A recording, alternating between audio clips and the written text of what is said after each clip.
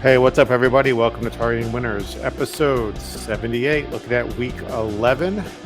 You can find us on Spotify and Apple Podcasts. Thank you all for listening. You can also find us on YouTube. Here with Pete and Darren. How you doing, fellas? Well, Merry Christmas. Apparently it's Christmas. There's a glowing Christmas tree behind Darren's head. So happy holidays. Merry Christmas, everyone. You guys don't even have, this is literally like the proverbial tip of the iceberg. I showed you guys after last week's show what it looked like when we recorded or when we were done recording, just the massive snowmen downstairs on the table. In 24 hours, it would probably floor you guys what happened to my home. But maybe if you have 60 seconds after we're done, we'll go on the quick tour. But one of five trees currently upstairs, 4 of which decorated, all themed. My wife loves decorating. Well, that's good. Our special guest today is Santa, making his special Santa pick. So we'll see how that goes. Maybe he'll show up. Who knows? After the episode, we'll have the director's cut, a guide of Darren's house as we count all the Christmas trees. You guys wouldn't believe it. You guys wouldn't believe it. I don't believe it. I literally came home Saturday from work, literally like 24 hours after we finished recording. Am I in the right house? I thought I was in the wrong house, but it's impressive. She does good work, but she does. Yeah, we're very ready. Festive. It's we're a little bit early, ready. But okay. I have no idea what I have to hold off. I have to get her to hold off until Halloween is over. Mm-hmm. Once that first weekend, Halloween's done, I can decorate, right? Have at it. You do you. Well, week 11, we're going to start seeing some elimination games coming up this weekend. We kind of have to start on a somber note. Kirk Herbstreit's don't talk about Ben. Don't talk about Ben. Or Ben. I mean, I didn't know I knew he was old, but I didn't know he was sick. That sucks. So we dedicate this show to Ben. We're going to have a perfect week. We're going to do it for Ben. For Ben. Well, off the depressing stuff, back to it. We got week 11, some elimination games. Let's just jump right into it here. This is our first pick. We're going to go Darren. We're going to go with one of yours that you sent over to me.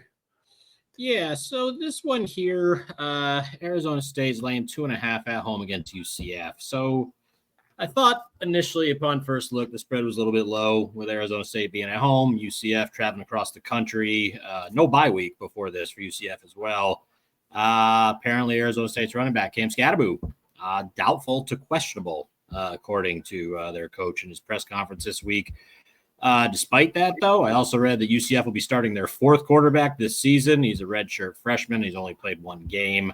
And UCF still has a terrible defense. So I'm just thinking the travel, Arizona State's got the better defense. They do have guys capable of stepping up if Scadaboo doesn't go. And again, if this was 3, maybe I stay away, but was able to get 2.5. So I'm using our old travel theory and taking the better defense at home. I am laying the 2.5 with Arizona State over UCF. Mm-hmm. Yep. 3 time zones for this one. That's something we got to watch. That's something we really need to track that, especially for the ACC too. We can do it for the ACC and the Big Ten. Yeah. Because they got Stanford and Cal in the Atlantic Coast Conference. Makes all the sense in the world. So, but yeah, I like to play just based on that alone. I like to play. So I don't know, Pete, if you have any thoughts on that one. I didn't look at that game hardly at all. I love a good D at home. So you get a good D on your home field, and I really like that combination in most cases when it's this close. I like that play. So, yeah, good one. Pete likes the D. Okay, we're going to move on to Georgia and Ole Miss. You lay it out there for me, bud. And here it is, the D. Yes, man, this is it. That was well played. You're going to put on a T for me. I'm just going to spike Yeah, so I'm going back to my Ole Miss train here. If anybody remembers that the first 3 actual weeks of the season, I played them, lost, win. So I got off that bus for a while, but this game is enticing to me. At first glance, and my first thought was, there's going to be a lot of offense. All right. There's going to be scoring in this game. And I still believe that. That was my absolute first inclination when I saw the line, which is 55.5. And I thought, that's attainable. So one of the things I usually do is just check my own picks and just bounce around out there and see who's saying what about what. This pick is completely contrarian because pretty much everybody and their mother's dog is going with the under on this thing. But I actually like the over on this thing. I think there is going to be scoring.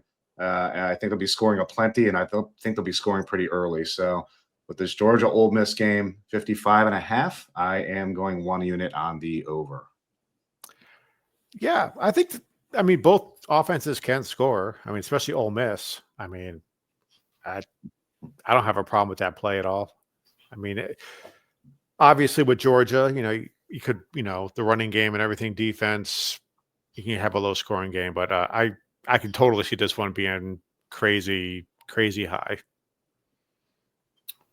Yeah, I mean, let's just go to when Georgia played Florida last week. I mean, 34-20, and Carson Beck had 3 picks. That game could have easily, been pushing 70 if he pulled his head out of his backside. But I Jackson Dart, Carson Beck. Yeah. I mean, I tried to find a side on this game. Couldn't bring myself to lay it with Georgia, but yeah, I could see this being your typical Saturday SEC shootout. I like it. Nice. We got a lot more variety on this show. All right, the Big 12, we got the SEC. We're going to mine. I'm going to the Big 10 for my first pick of the week. I think this is my riskiest pick. I got Minnesota laying 6 at Rutgers. I think they're firing on all cylinders, if you will, now. I mean, they've won 4 in a row. Rutgers lost 4 in a row. The defense is picking up. I am worried just because with the trend, and Greg Schiano is one of those coaches that he doesn't like the 4-game losing streak. I think he will, motivate the players to play better at home. I just like Minnesota giving this. I think, especially now with the running back, number 9, the receiver is really good. Number 1, I forget his name, but that's why I always give the numbers. But 9 was jumping out of the screen last week. Number 1 was. I don't know. I mean, there's so many players, man. I'm just like, all I know is number 1 is awesome. I want to say Darius Johnson. Is that his name? Like I said, I don't even know. So number 1 is number 1 in my heart for Minnesota. So I could see a big game from him. And I think the Schneid keeps going with Rutgers, and I like Minnesota giving 6. Yeah, you guys can't find stats and info like that on any other show. If you need uniform numbers, this is the place. Uniform number, whatever his name is. We don't care who they're called. Tim just needs to know what number they wear. But seriously, yeah, I mean, Rutgers with Kyle Monangai, probably pronounced his name wrong, but whatever. I don't even know what number he wears. Sorry, Tim, that'd be your call. I mean, Rutgers is still a one-dimensional offense. They can't pass the ball. And I feel bad for our 4th member, Ray, who was high on the Rutgers win total. He looked golden after September. Now it's like, my God, Rutgers is still not very good. Yeah, I mean, Minnesota's just playing really good ball. As long as it stays under a touchdown. What'd you get, 6 on this? Yeah. Yeah, I like it. Yeah, I can't trust Rutgers at this point. I think the Rutgers quarterback played for Minnesota. What number did he wear? Kaliamakis, number 6, I believe. Yeah, the Greek gunslinger. He's still terrible, whether he's at Nebraska or Rutgers. I mean, he's related to Kramenacher or whatever.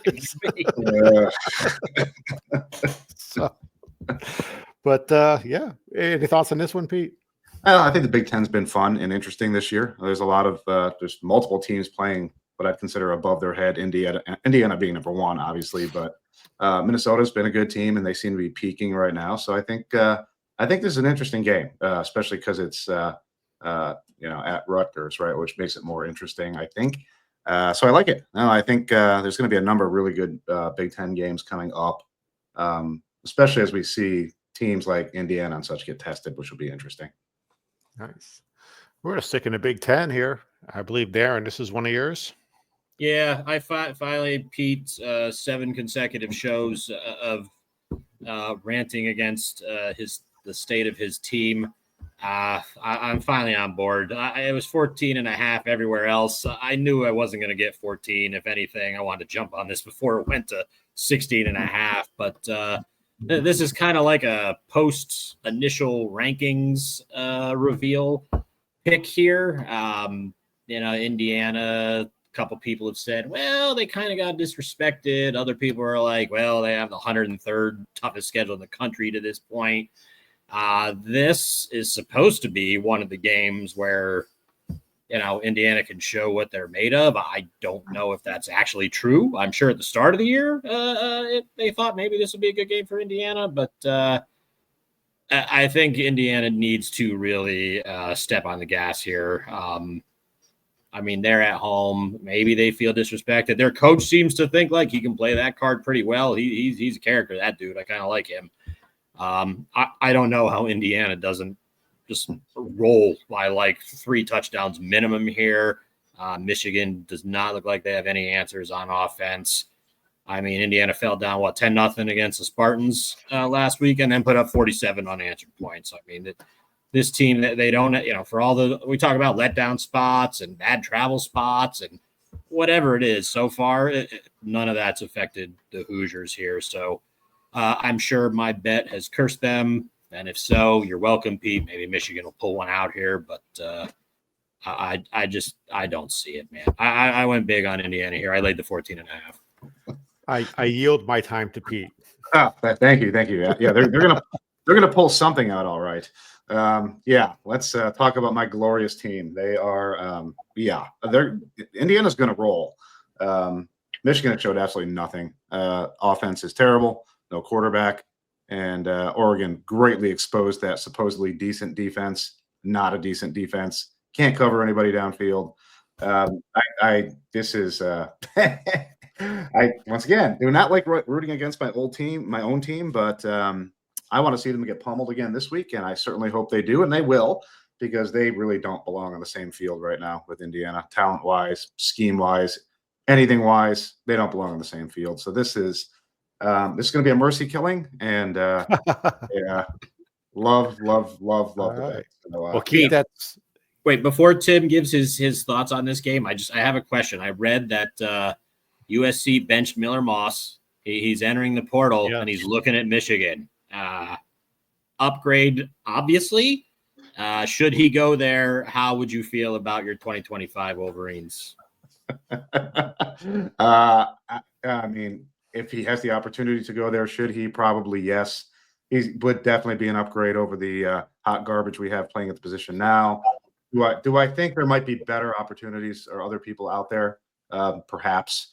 So I think we'll have to see what kind of plays itself out. But I would not be opposed. If there isn't something better out there, I would not be opposed to that, because we need some type of competent answer at that position. We do not have a competent quarterback right now at all. So I'm done. Off the soapbox. Yep. I'm loving the Indiana whole season this year. So if there's one team I'm rooting for now to win the national championship, Indiana. Why not? Because Pete and I have bets that say otherwise. That's why not. Well, okay. Well, other than for our own financial gain, if it's not Notre Dame, well, I'm not going to root for them anyway. But I would like to see Indiana, just because it's one of those teams you just never see, and it'd be nice for the first expanded playoff. Indiana, That'd be awesome. No one's got to throw any chairs or anything. So, Pete, with that same energy, let's go to your next pick here. ACC time. I just spent all my energy, so I'm doing something that I said I wouldn't do after a couple weeks ago when we watched Duke be, absolutely abhorrently bad. Possibly one of the worst ball games I've ever watched in my life. So you're welcome. So Duke is terrible. FSU is terrible, but FSU is not in this discussion yet. That's for later. But for the moment, Duke is terrible. However, they did manage to score some points last week. They are playing a team an NC State that can also score. The over-under is 51.5, which a couple of weeks ago I would have said, no way, under all day long, because Duke can't score. They were relatively effective, even with all the mistakes at the quarterback position last week. They were still relatively effective at scoring some points. So my thought on this was, either they're going to score, meaning Duke, because NC State will score, or they're going to throw like 3 pick sixes trying to score, and that'll boost up the total. So over under is 51.5, and I love the over because I think NC State will get most of that all by themselves, and Duke is just going to need to do a little something. Well, they did put up what 37 last week against Miami. Yep. Yeah. It toyed with me a little bit. I thought, oh, they're going to do it. They're up 31-29 or something, and then Miami just was like, "Yeah, we're done playing around." Cam Ward saves Cristobal again. So, but I know, Dan. What do you think? I like to play. Yeah, I mean, ever since McCall went out, CJ Bailey, NC State's QB, has really played well. They look nothing like they did when they were struggling early on against Western Carolina, I believe it was, in week 1. They had to have a big fourth quarter to even win that game. But yeah, this team looks nothing like they did 2 months ago. So I like it, man. NC State's back. Too bad for their conference title hopes. This didn't happen a little bit earlier, but yeah, Bailey's looking good, man. Surprised. All right, we're gonna. You got one, Pete, or no? I thought you said something. Abby? Well, we're gonna move on then. We're gonna stay in the ACC. Virginia at Pittsburgh. This is one of mine. This is, I think, a safest one of my plays, which now it'll get blown up. But I love Pittsburgh, given 7.5 at night in Pittsburgh.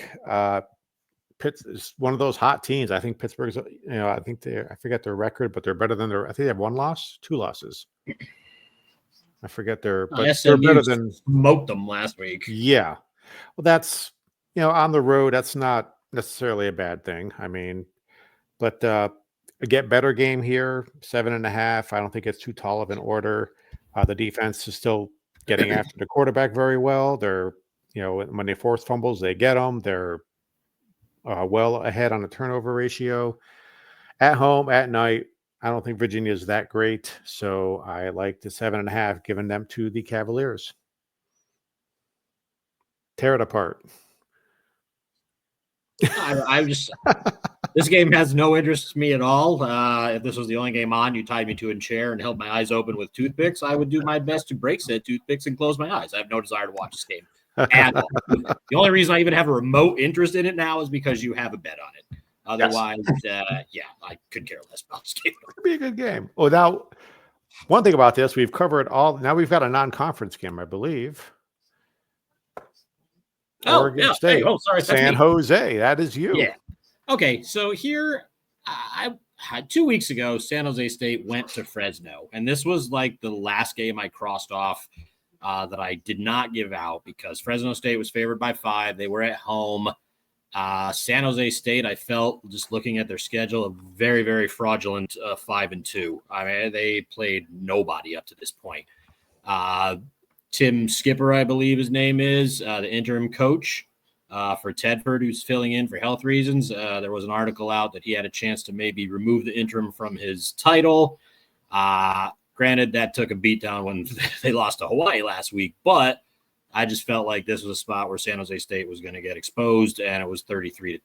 Fresno covered easily. It was naturally because I didn't give it out. So, of course, they covered easily. But I think this line's sitting at 2.5. Oregon State started off hot. They've lost 3 in a row. They got shellacked, I want to say, by Cal 2 weeks ago. Both these teams coming off a bye. Travel, not really a big thing here. San Jose State, only 1-3 straight up on the road. Oregon, while they have a pretty good home field advantage normally. Actually, in their last 35 games at home, they're 26-9 against a spread, which is just under 75%. So despite their recent struggles, this is still a solid team to bet when they're at home. And also, they're sitting at 4-4. So they kind of need this one. As I took a peek at their schedule, if they want to play in a bowl game, they got to get this one and the next one when they go to Air Force, because their last 2 are against Washington State, who's ranked 21st, and at Boise, who we all know they're kind of good. So Oregon State's got to get these next 2. Again, good home environment here. I don't know who's starting at quarterback. They both played last week against Cal. I still think San Jose State's a pretty fraudulent team, even at 5-3. So again, if this was 3, maybe I avoid it. I was able to get 2.5 at FanDuel, a little bit juiced higher than I would like, but I'll take the 2.5. I'll take the home team. And I'm rolling with Oregon State here at home. I have to file this under what you've said about the last game, as I didn't pay attention to this game at all. It's nice that you found it. So, I mean, if they're not, maybe East Coast bias, everybody kind of avoids this game. And I'm just like, well, if they're going to mess up the line, I mean, this would be one of the games they would mess up the line on because they figure not too many people are going to bet on it. So it's a betting opportunity, as you would say. I'm hoping for. So, but yeah, let's try to go for the faulty line. I like it. What do you think, Pete? Any thoughts? Or I'd be lying if I said I looked at it, but your logic is compelling, right? It makes sense. I think in this spot, I could see that happening for sure. So I did not look at it, but your explanation makes sense. So I like your bet. Yeah. One good thing about this game, it led us to a discussion on the banana slugs. Where are they from now again? Shit. Was that Santa Cruz? Santa Cruz. Yes. The banana slugs. The banana slugs. Yes. They have a mascot. Oh, yes. Look it up. So now we got the bloodbath game. Yeah, that's the last game. Pete, both of us have a play on this game. I don't know if you want to go first. Mine's going to be pretty short. First, because actually we have fans of both teams on either side of me right now, so I'm in the middle. I don't really care about either team other than our futures bet. So I'll just give you my quick bet on this one because the line came out at 42.5, which to me felt really low. I could absolutely see. I mean, it's not going to be a scoring bonanza by any means, I don't think. But could I see something like a 35-10 here with obviously Notre Dame winning? Yes, I think they're going to win. I think it's going to be a pretty solid statement game for them. And I think the over is very much in play. So I took a 1-unit play on the over at 42.5. And now I will shut up and let these two have at it. Well, I was going to say, said 35-10. I was like, you really think Florida State's going to score 35? That's weird. That's maybe in November. Maybe in basketball. No, I did next to zero research on this game. Notre Dame is very good. Florida State is ripping my heart out this year. They suck. So if they're going to suck, I'm going to get paid. I am just fading Florida State for the rest of the year. They're 2-6-1 against the spread this year. When they're good, they're still pretty bad. And when they're bad, they're god awful. I expect this game to be awful. I'm glad I'll be at my parents' house watching LSU and Alabama. So this team won't take any more years off my life this year anyway. I'll be back next year, but I'm fading Florida State the rest of the year, obviously. Go ahead, Darren. I have nothing to say. I mean, I basically I covered it. Pete and I basically have moneyline bets on Notre Dame from here on out. So, yeah, just don't pull a Northern Illinois, and let's hold on to that 10th spot in the rankings, or wherever the hell Notre Dame was when they came out. I think they were at 10. Yeah, I think they were at 10. Keep it right there. They're in. This game will not go down as a quality win, however. So this game is not going to help them at all. Well, thankfully, Louisville beat the crap out of Clemson last week. So yes, Notre Dame beating Louisville looks better. Notre Dame beating Texas A&M looks halfway decent. So, I forgot to mention, I got them giving 26, Notre Dame minus 26. Only because I got sidetracked this week when a line came out, getting my wife to the airport and doing stuff with work. It was at 24.5 and it went up to 26. I'm comfortable going up to 31.5. So I was just going to jump on it. This is going to be bad. Like if it's, I think coaches' heads are going to roll. I don't think Norvell's going anywhere, but they just might, start just letting coaches go at this point. Notre Dame's not James Franklin. They're not gonna run it up if they have the opportunity. They'll just put in some 7-string running back, and he'll run it up. I mean, he's going to want to score too. I mean, well, he may want to, but Marcus Freeman might not let him. I mean, well, to Norvell's credit, he's benching a lot of players. I mean, he had some kid out there, number 26. I'm like, who the hell's that? I haven't seen him all year. Well, as long as you know his number, that's all that matters. Oh yeah, I was like 26. I was like. Well, Toafili's 9. I was like, Cam is 3. I was like, who the hell's 26? He's some true freshman. Hey, if they're not going to play, they're just going to grab ass around, get him off the field, get him on the bench. Let the freshmen play. So I thought you were done. I was just well, it's very Beautiful. easy for me to like, you I know know, this. Out there grab assing around. What the hell are they doing over there? I mean, I don't want Notre Dame to lose, but I feel like I'm left out of the ranting that goes on every week. Like after the Northern Illinois game, I've had nothing to say yet. So I'm All sure my right. time will come before too long. But yeah. Well, before we do the RPO, we got that up. We got the hot seat game of the week. Let's talk Yeah. about our buddy over there at Our main man Mark coacheshotseat.com. Haynes, coacheshotseat.com. He's got his 3 games that he's looking at this week. Sam Pittman, the fans have voted. He's leading the hot seat rankings this week. He's got thoughts on, let me get his picks up. Well, I'm not giving you his picks. You got to go read it. He's also looking at Michigan, Indiana. He's also looking at Georgia, Ole Miss. And his 3rd game, he's looking at Army at North Texas. Ooh. Yeah. That has nothing to do with me because I can't bet Army, but if you can and you're interested in what Mark has to say, go over to coacheshotseat.com, sign up. It's free, like 3 or 4 articles Excellent a week. website. A lot of Yeah, content. it's a very good website. He's But- Billy Napier, the favorite out of the gate. He's sticking around another year. He's sticking Saw around, that. baby. So I went to who is currently sitting number 13 on his rankings. And I don't remember if I had Ryan Walters in this spot before, but this dude's in a lot of trouble. He's got Ohio State, he's got Indiana, he's got Penn State, and he's got Michigan State on the road to finish out what is currently sitting as a 1-7 season. They already got rid of the offensive coordinator. That hasn't helped. If I wasn't worried a little bit about Ohio State's offense, I would lay this in a minute, but he's probably going 1-11. He very well could be the next coach to get fired. I expect him to fly up Mark's rankings next week, but I wouldn't touch this game because I can't trust Ohio State's offense, but I could see their defense pitching a shutout here. But yeah, Purdue gets the spot this week. I avoiding this game. Just Ohio State win. That's all. So I have them winning the national championship as well. So just win the game. Nice. Yeah, I this is a pass just because, 37.5. Whew. Even if it was Florida State, that'd be a lot. So yeah, I'd pass on that one. Any thoughts on that, Pete? That's a big number, but they're probably going to cover it. Would I bet it? No. I would lean that direction because I think they're that much of a better team than Purdue is. But who knows, right? They're to Darren's point, they're not exactly, their offense isn't exactly lighting the world on fire at the moment. So it's a little bit of a concern, but I would still lean that direction. Yeah. All right, we got Miami giving 10.5 at Georgia Tech. God, I just want to say I put some good games on here this week. I thought as I was typing these up, like, oh, these are really good games. Tim, you touched on earlier. We all know what happened the last time Miami played Georgia Tech. I was going to say, isn't that the kneel down game? For the non-kneel down game in this case? Yes. Yeah. Well, hopefully Georgia Tech is kneeling down at the end of this one. I may bet Miami just to jinx them. I will gladly hand over a unit if but yeah, God, I hate Miami. All right, you got any other thoughts on these guys? Oh, my other favorite team, Florida, getting 21.5 at Texas. Apparently, Pete, you and I don't have any thoughts on Miami, Georgia Tech. No, Tim's we just all hate anxious Miami.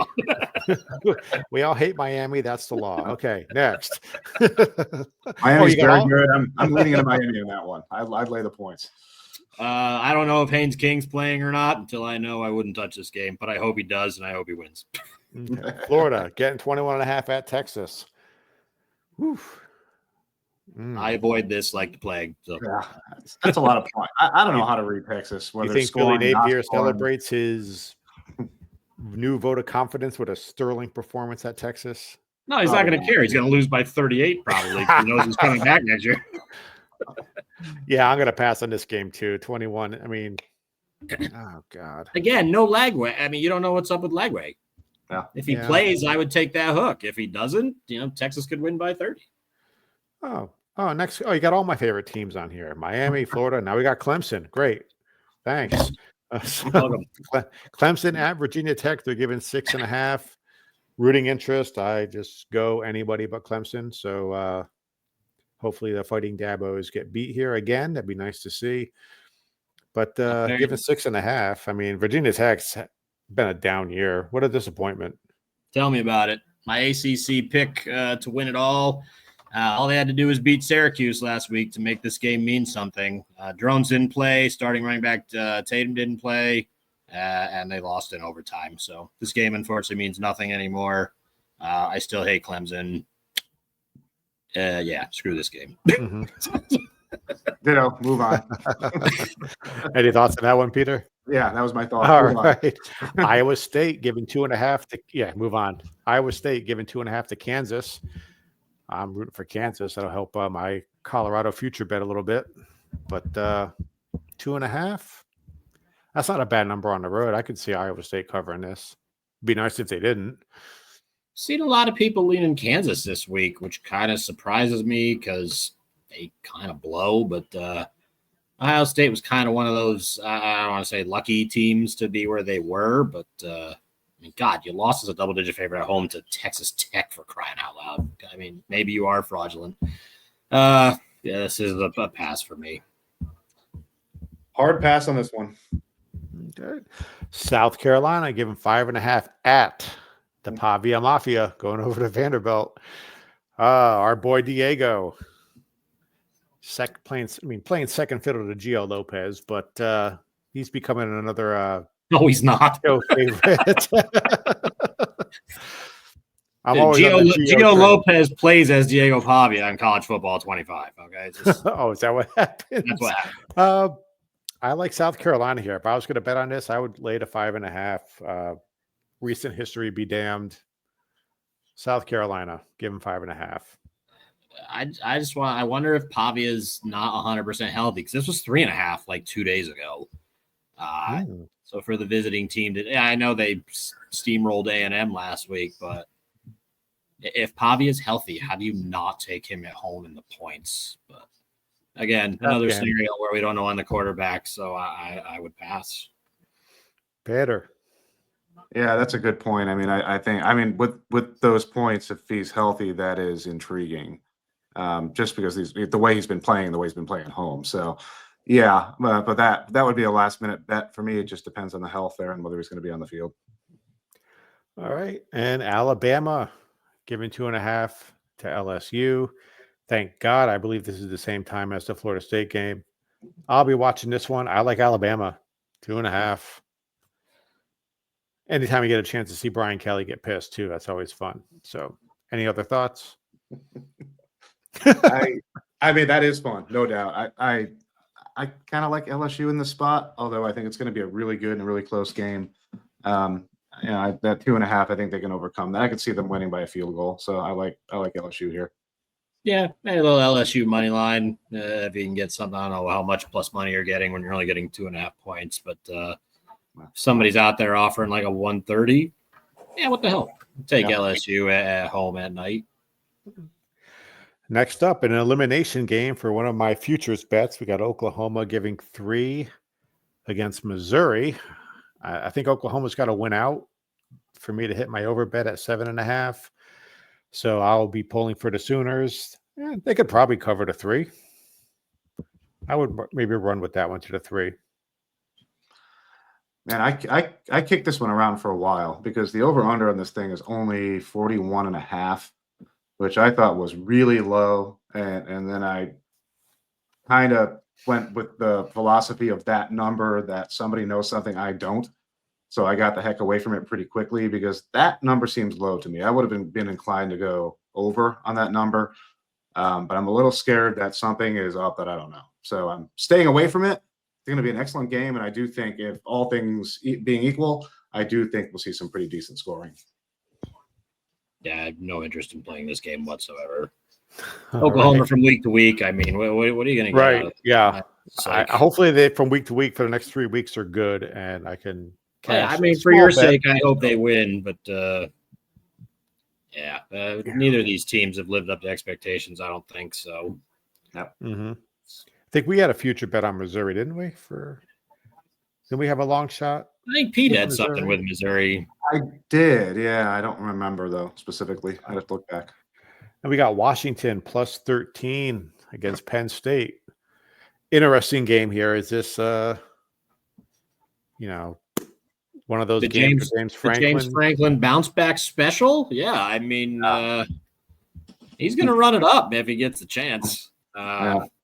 Washington's great at home. Cheeks on the road. It's just a completely different team. And you got the travel. They just came off that big home win against USC. 3 time zones. I might run to Penn State on this one. That's where I would lean too. Not betting it, but I would lean there. Yeah, this is the Franklin comeback special. They're going to win this game handily. I don't have any doubt about that. I would definitely lay those points.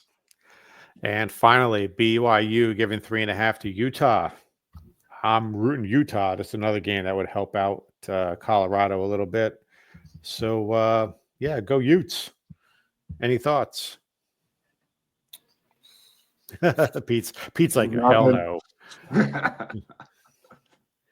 So that's, other than my rooting interest for Utah, that I'm staying away from it.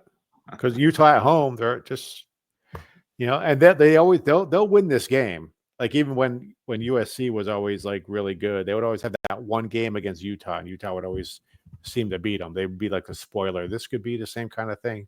I wouldn't be surprised if Utah won. I wouldn't be shocked. Me either, but it better be defensively because their offense is ass. So I don't know. They're going to need a low-scoring game and hope for a turnover or a big stop or something because, without Rising, they've just been terrible offensively. Nice. Well, all right, that'll wrap up the RPO segment. Let's review what we got going on this week.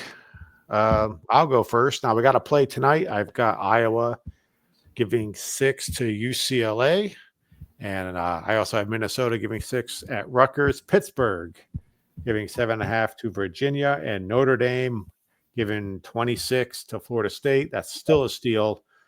And Pete, what you got going?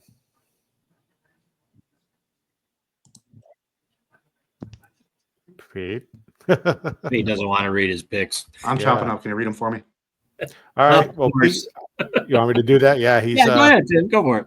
Sure. He's got Duke, NC State. He's got over 51.5. He's got the over of 55.5 with Georgia and Ole Miss.